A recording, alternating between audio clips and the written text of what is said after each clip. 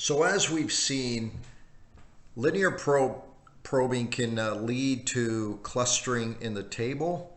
The greater the size of the cluster, of course, the higher its probability or tendency to grow. As we've seen, the probabilities of elements hashing into locations right next to the cluster are increased, and that leads to a greater likelihood of the cluster growing more. And this actually degrades the performance of hash tables. Remember, what we're striving for here is to get order 1 storage. Well, that tends to go away anytime we have to resolve collisions, right? So if we calculate a hash function and we're able to store it without resolving any collisions, that's an order 1 operation. Otherwise, when we start having to resolve collisions, we are degrading the performance and we're moving away from that order 1 or constant time, big O. Okay, so let's take a look at just a couple of alternate functions. Probably the biggest one is quadratic probing. This is the one that's most widely used. And quadratic probing basically reduces clustering by actually not linearly storing data, but by jumping around. So initially we will hash to the home position, and if that location is taken, then we will take that next probe and we'll actually add the square of the positive. We'll add the square of the probe, and then we will subtract the square of the probe. So in other words, for the first probe, I would add 1, and then I would subtract 1. So I could move forward in the table or actually move backward. But in the next, if there was a data item at those locations, then I would add 4 and subtract 4. So I would then be 2, and I would add 2 squared, or I would subtract 2 squared.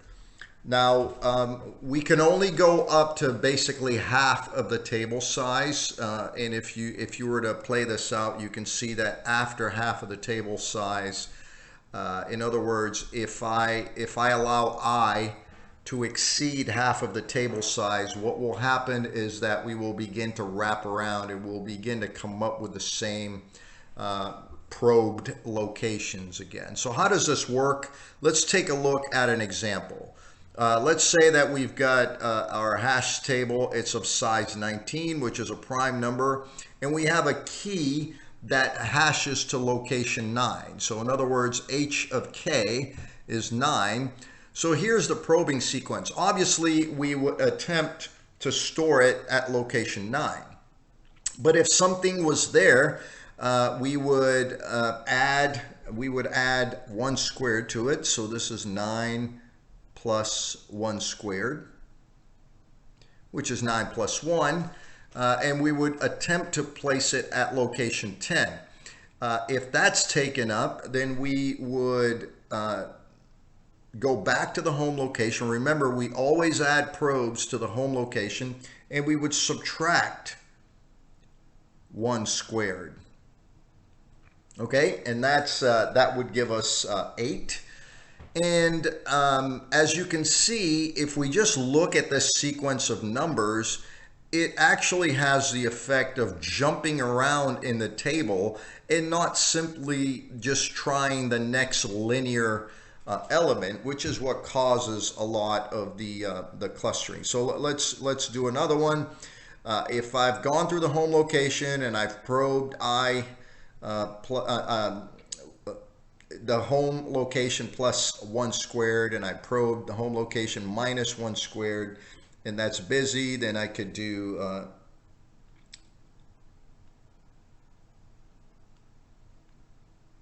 okay, so we could, in this case, we could add 2 squared. That gives us 13. Or we could subtract 2 squared from 9. That gives us 5. And so on and so forth. Now, there are a couple of things that are worth noting here, and I want to point this out. It actually manifests itself, I believe, beginning with probe 4. But let's look at one deeper in the table, and let's just come up with some rules for how we can actually come up with locations when they don't seem intuitive. So if the home position plus the probe is greater than the size of the table, 19 in this case, then what we want to do is we want to mod by the size of the table. So I've got an example here where I use the 6th probe.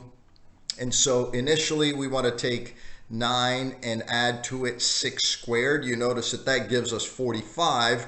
And 45 is greater than our table size 19. So we're simply going to take the mod of 45 by 19, giving us 7. And you notice that for the 6th probe, the positive version of the 6th probe, it does show up at location 7.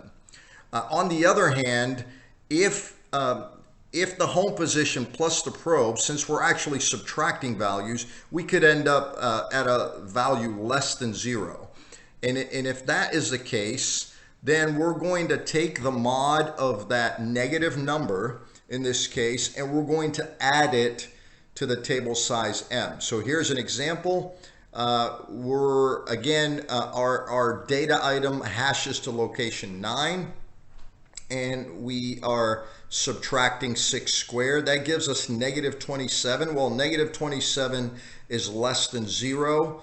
And so what we're going to do is we're going to take the mod of the table size by that negative. So negative 27 mod the table size gives me negative 8 in this case. And I'm going to take that value and simply add it to the table size. And that is the location where the next probe ends up. And so you see that that's how we got the 11. And so you're able to pretty much play with these all the way up until the 9th value 9, which is based on this top value here. In other words, the table size is 19 minus 1 is 18. And if I divide that by 2, I get 9. And so what that means is that that's the highest probe I can have. That's the highest I can have. I can only go up to, in this case, 7, 8, and 9. And I will leave those to you as an exercise for you to just try those out and make sure that you understand how quadratic probing works, right? But those two rules, those two sub-bullets are really important to remember because values that exceed the table size tend to not make a lot of sense to us. Values that are below 0 also tend to not make a lot of sense to us. And this is how we transform those numbers into valid indices in the table. Okay, so this is pretty much quadratic probing. Another method we can apply is what's called random probing. And while this sounds a little bit strange, it's actually random probing as generated by a function that's been seeded that seeds the random number generator. And what we're trying to do here is break the sequence that we would get even from something like quadratic probing. We want it to be more random. So as we'll see sort of when we wrap this up, even though these alternate probing methods reduce clustering and clumping in the table, they don't actually eliminate it altogether. And so random probing is a way that allows us to jump around the table in a somewhat non-predictive manner, because with quadratic probing, I can actually predict where the next location is. With random probing, for instance, we may get a sequence that says the first probe is for you to add 2, the second probe is adding 16, the next probe is adding 9, the next probe is adding 25.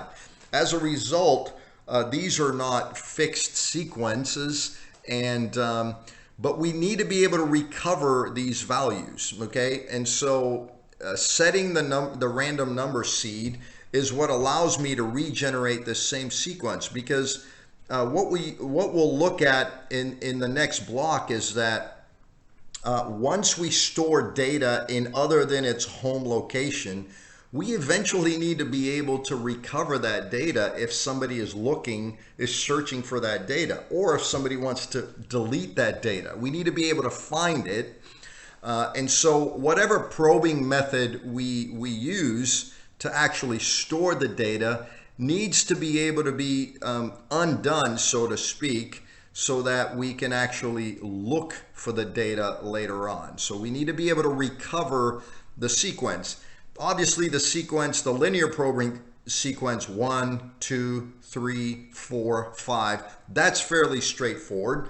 The quadratic probing sequence that's listed here, 10, basically +1, -1, +4, -4, +9, -9. That is also a predictable sequence. We can recover that. But a random probing sequence, we're just adding numbers like these, there may be no rhyme or reason to these numbers. And so they were generated by the random number generator, which is why we want to set a seed and remember what that seed is so that we can actually recover this sequence. So the bottom line with the alternate probing methods is that they do reduce cluttering because they don't follow a linear path through the table. They sort of jump around the table a little bit more, but they do not completely eliminate clumping and clustering in the table.